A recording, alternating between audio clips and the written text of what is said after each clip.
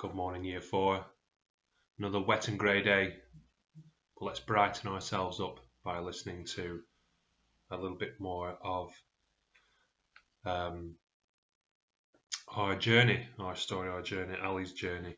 Okay, we're back to her showing us what her emails were to her parents, to her family.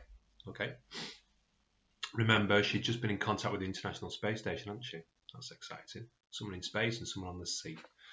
Okay, this one's called One Small Step for Mum. Or 7:15 hours on the 29th of March. G'day, best grandpa in the world. No question, you are the coolest grandpa that ever lived. The greatest, the Greekest. Just had the surprise you told me about, the one that you made happen. I can't imagine anything more surprising happening to anyone, ever, anywhere. Thank you, grandpa. He's going to send me a pic of himself and the crew up there, and we're going to have what he calls an ongoing conversation. I think it's the most amazing thing that's ever happened to me. He sounds like George Clooney, but don't you dare tell him I said that. I think Americans must all gargle in stuff that makes their voices so husky. And what you don't know is that my Albatross is back with me too. So I've got an Albatross and an astronaut all in one day. Not bad, eh? Don't know how long my Albatross can stay. He's already way too far north. I'm going to try and feed him of lots of fish to keep him with me. Which is silly, I know, because he can catch all the fish he wants for himself. Albatross are quite good at that stuff, but he seems to like hanging around for mine too. Can't believe how many of you are looking out for me here. All of you at home, my Albatross, and now Dr. Topolowski. No one ever had a supporters club like that before. Grim forecast is horrible, so I've got lots to do and I'm in a hurry. I'll get back to you later or as soon as I can. Love you all, especially you, Greek Grandpa, Ali. 11-12 hours, 31st of March. 1st of March. Hi Mum, g'day Grandpa. Not had a lot of time to do anything except sail the boat, so I've no time to write emails to you or Dr. Topolsky. Just been through a storm like no other, 2 knockdowns, but I'm still alive and kicking. Still here to tell a tale, so no worries. Most of the time there was nothing to do but hunker down below and hope. Getting quite good at that. Did a lot of bad singing and quite a lot of clutching Dad's lucky key too. 70-knot gusts, rising to 80. Vicious wind. Massive flat-top waves, wind flattened, the worst kind, the really dangerous kind. Breaking waves of grey water, a spray storm all around me. I just tried to keep the wind and the swell on the quarter as much as I could. Not always possible, which is when things went really badly wrong, nearly catastrophic. We came beam on twice into a rolling breaker, and she just went over. Both knockdowns happened in the space of half an hour. Not a half hour I ever want to repeat. I promise you, nothing I could do, but I knew she'd pop right back up again. Kitty 4 is a real star, a real lifesaver. All the blokes in the boatyard should be really proud of her. Wish you could have seen how she was lifting herself up out of the water. Giving waves to the storm and the wind, like she's saying, haha, you can't sink me. She was magnificent, awesome. And do you know the best thing? When I looked up through the cabin window after each knockdown was over, there was my Albatross up there, like he was an angel wings, like he was on angel wings hovering over me, protecting me. We make a pretty good team, him and me. I managed to take a pic of him with Mrs. Betsy's brilliant camera just when the storm was dying down, sending it to you and Dr. Topolsky. When the worst was over, I managed to cook myself my first hot meal in 2 days. Bacon and sausage and baked beans, a whole plate full. It was so yummy, so good. And washed it all down with a mug of hot chocolate, of course. Still frozen in my fingers and feet, but I can feel a warm glow inside me now, which wasn't there before. Love you loads, Ali. 21-12 hours, 3rd of April. Hi everyone. Tootling, Dad loved that word, tootling along, 5 knots, gentle swell. Whew. Got some time now to tell you about Dr. Topolsky. We've emailed each other twice now, and we've spoken again too, and we've seen one another at night at the same time. Here's how it happened. Dr. Topolsky phoned from the ISS and said they were passing over my position, and could I see them? I went up on deck, and there it was. He wanted me to shine a spotlight and put up a flare to see if they could see me. So I did, and they saw me. Can you believe that? They really saw me. I could see him, he could see me, I could hear him, he could hear me, and we laughed like a couple of kids. Not because it was funny, but because it was just so amazing. Amazing. In his emails, he's been telling me about spacewalk. EVA, he calls it. He's got to do in a couple of days. He's never done one before and was really looking forward to it. He's got to carry out some kind of scientific experiment. He told me a little of what it was about, but I didn't really understand. But I didn't tell him that. He's up there with a Russian physicist, Dr. Yuri Malakov, and another American, Mike Peterson. He's the commander. The three of them have been up there nearly 4 weeks. Very cramped living quarters, that's what he told me. I guess that's what you'd kind of expect in a space station, but at least we can fly about a bit whenever we feel like it. Weightlessness is the best when you've gotten used to it.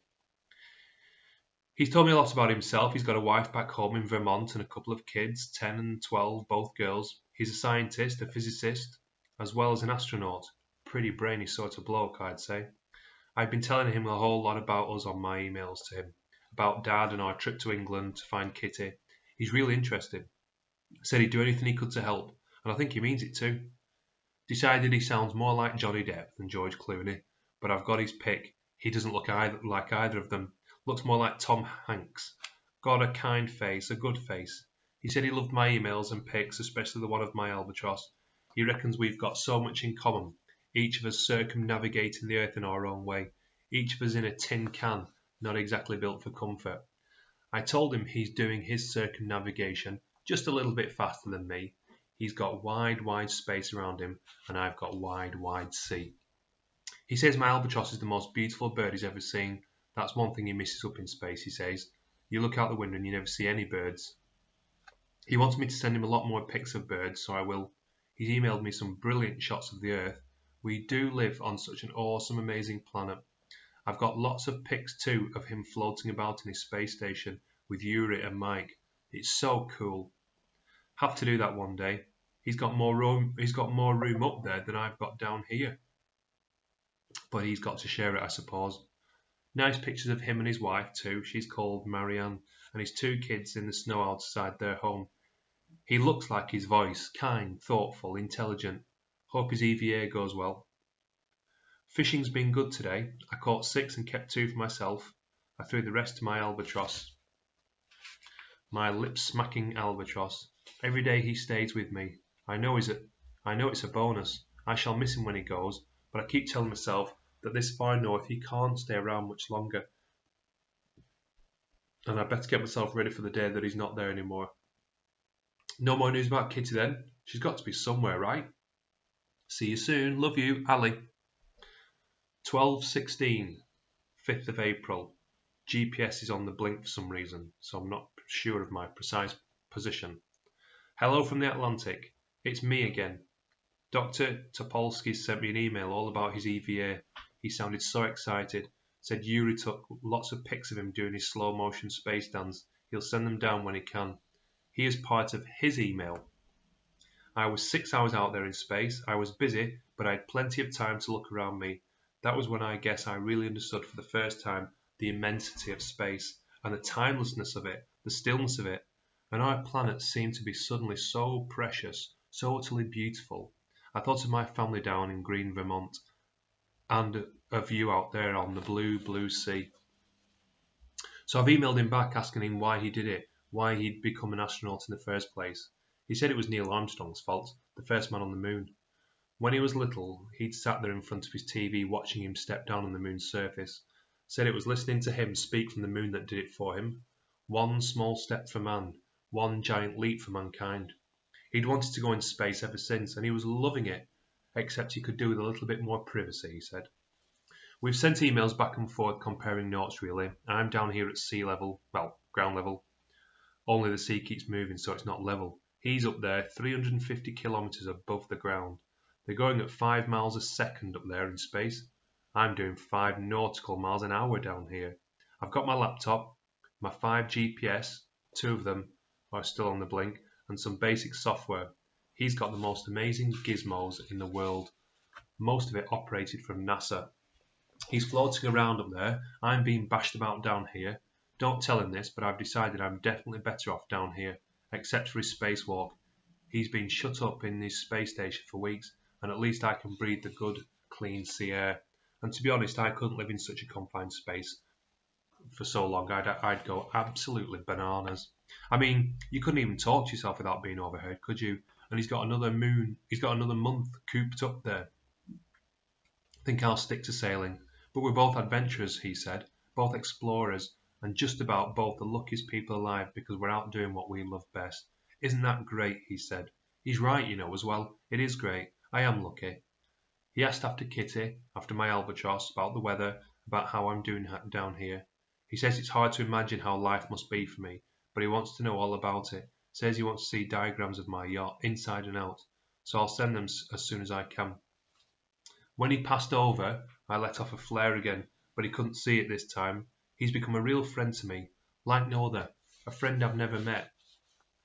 I can now wiggle my little finger again, Mum, so I've got all 10 in use now. Hand's still sore, but otherwise I'm fit as a fiddle. Another daddism. Why is a fiddle fit? I've always wondered that. There's some flying fish around. The first I've ever seen. My Albatross doesn't seem at all interested in them. He's sitting there now, waiting for me to put my line over the side again. I'll do it right now. Got to keep him happy, haven't I? 12:02 hours, 11th of April. Hi, Mum. Hi, Grandpa. Haven't heard from the ISS for a few days. Hope all's well with Dr. Topolsky up there. More flying fish about. Getting closer to the tropics all the time. Feel like I'm being boiled alive down here. A month or so ago I couldn't feel my feet and fingers. Now I'm sitting here pouring sweat. I want to open the hatch, but I can't because the spray comes in and soaks everything. So I wear very little. It's the only way. Visibility is very, very poor. The Brazilian coast to port, but I'm keeping well away from it. Much as I'd love to see it, lots of fishing boats out there, and I can't sleep in this heat either. It's above 30 degrees. I can't wait to get further north into the cold again. When I'm hot, I want to be cold, and when I'm cold, I want to be hot. What's the matter with me? Still, after all, it'll be worth it if we can find out where Kitty is. As I get closer, and I'm getting closer now, I think about it more and more. I hope for it more and more as well. I keep looking at her key, Dad's key, wondering what is it for. The GPS is up and running again now, so that's okay. 15:20, 14th of April. The worst thing that could happen has happened. The saddest thing since Dad has died. And it was me that did it. I should have known. I should have thought. My Albatross is dead, and I've killed him. I didn't mean to, but that doesn't make me feel any less guilty, does it? I came up in the cockpit at dawn and looked around for my Albatross as I always do, and he wasn't there. My heart sank because I always knew that one morning I'd find him gone. I saw there were a few flying fish lying in the scuppers. I think that's what reminded me to check the fishing line. I could see at once that it was taut, so I thought I'd caught a fish. It wasn't a fish I'd caught, it was my Albatross. He was being dragged along astern of the boat, hooked and drowned. I pulled him in and sat with him sodden, limp in my lap, his great wings stilled forever. Mum, he came with me all this way and I've killed him. I've killed my Albatross, but I've done something a lot worse than that. It's not just the Albatross whose wings I've stilled. I feel deep in my heart that I've stilled Dad's spirit too. See you soon, Ali. Oh dear. Alone on the wide, wide sea. So now this is Ali talking to us now, as the reader. It was only in the days and weeks following the killing of my Albatross that I understood what Dad really meant in his story when he said that his centre would not hold. I know only from the emails I sent him each day after this that I sailed north for a month. I think I must have sailed on almost as if I was in a trance. It was like I was on this automatic pilot. I sailed efficiently. To get as far north as I did, I must have done. I did everything that had to be done, but I did it with no excitement, no joy, felt no fear and felt no pain. Not even grief. I was numb. I just sailed the boat. I told them I wanted Kitty 4 website down for good. I recorded my only daily longitude and latitude positions. I didn't want to have any communication with anyone anymore. I ignored all the pleading emails that came in and I didn't answer the sat phone either. There was nothing more I wanted to say to anyone. I no longer cared about Kitty or the key. I no longer cared about anything. I even ignored all the messages of sympathy and encouragement that came in from Dr. Topolsky up in the ISS. After 10 days or so, I did send an email that wasn't longitude and latitude. Looking back now, I'm not sure quite why I did it, unless it was an attempt to explain my silence to everyone at home and up there in space. Maybe I couldn't find any words of my own, but I think it was more than that. By now I knew all of the ancient mariners so well. The words echoed in my head, without my even wanting them to be there. Sometimes I'd just find myself sitting in the cockpit, and the words and the lines would speak themselves out loud. And the more I recited it, the more I lost myself in it, and came to believe that I was in some way the ancient mariner, that my journey, like his, was cursed because of what I'd done. Here's some of what I emailed on the 28th of April. And I had done a hellish thing, and it would work and woe. For all averred I had killed the bird that made the breeze to blow. "Ah, wretch," said they, "the bird to slay that made the breeze to blow." Water, water everywhere, and all the boards did shrink. Water, water everywhere, nor any drop to drink. I know now, of course, how everyone must have felt at home when they read this. I know now Grandpa wanted to call the whole thing off, to mobilise a major air-sea rescue at once to pick me up, but Mum stood firm, and the only reason she stood firm was that she could see my reports were still coming in each day. She could see on the chart that I was making good progress on my journey north. I know too that Dr. Topolsky was in close touch with them during my long silence, and encouraged Mum in her decision to give me time to work things out on my own. I still didn't understand why I came out of the darkness of my despair when I did. We can't even really know these things, I suppose. For Dad, it was the moment when a nurse was kind to him in hospital in Hobart, when he was at his lowest ebb, and helped him through.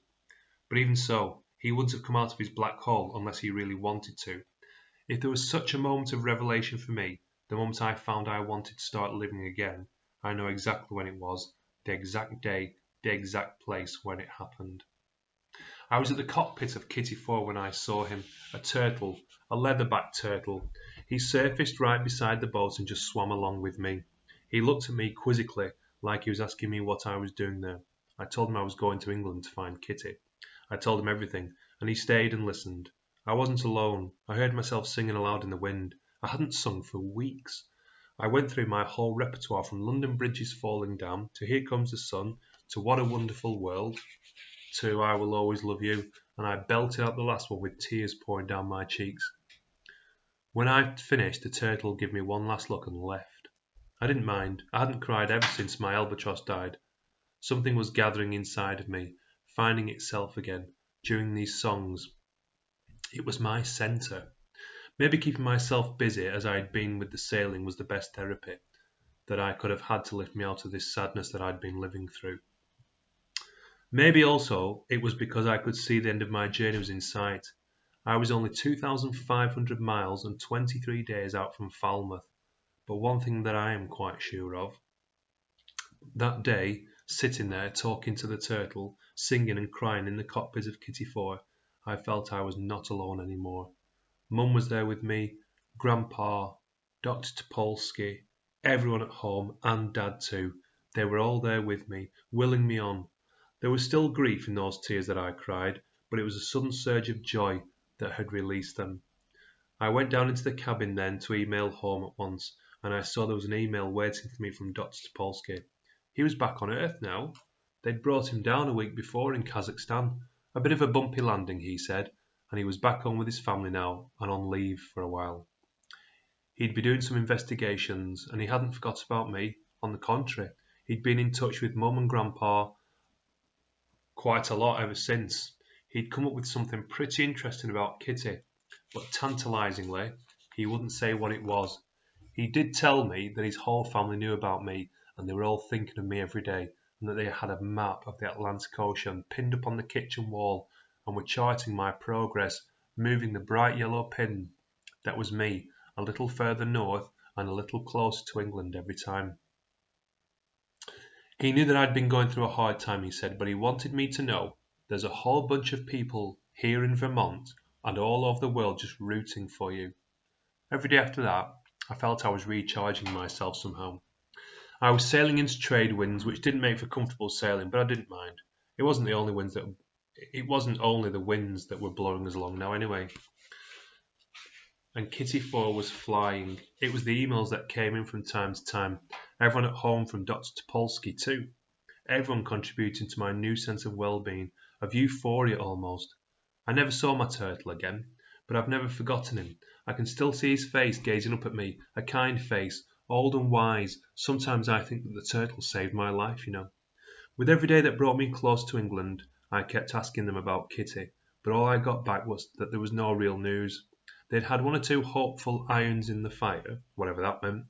It didn't sound very hopeful, and to be honest, I thought they were just stringing me along, trying to keep my spirits up, knowing perfectly well that the last thing I needed to hear was bad news about Kitty, that they couldn't find her or trace her, or worse, that they'd discovered that she'd died.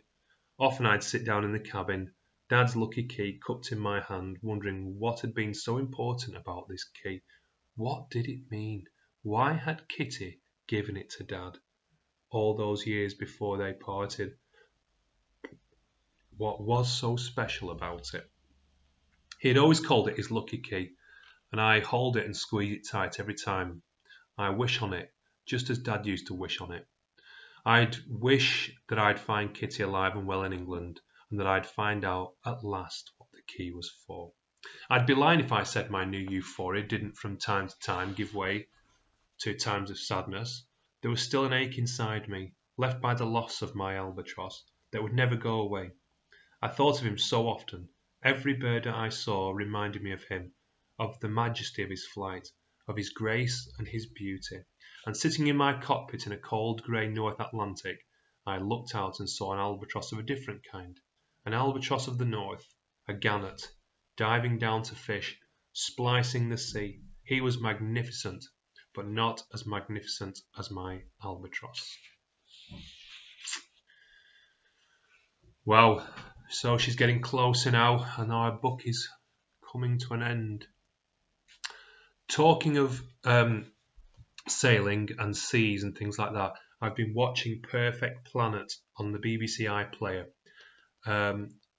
It's fantastic, and I think you should all try and watch it. It also helps us understand about habitats and things like that, which is what we're doing in our science. So if you get an opportunity, if your parents can arrange it for you, go onto the BBC iPlayer. There's 5 episodes. It's called Perfect Planet, I think, and it talks about the seas, it talks about weather, it talks about the sun, volcanoes, and humans, I think, is the other one. So really give it a good look, because it's this kind of stuff, and it helps us understand habitats and the changing habitats as the world changes. Okay, so give that a go.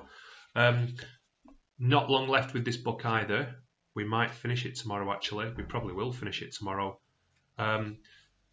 I know I've had some requests, but obviously I can read what I've got in the house at home. So what I will do is I will bring 2 more Michael Morpurgo books down, and I will let you vote on which one we want. I'll read the blurb of both, and I'll let you vote on which one we want. Okay. Ethan, I haven't got the one that you requested, unfortunately, but we'll see what we do have. Okay. Have a good day. Take care. Bye-bye.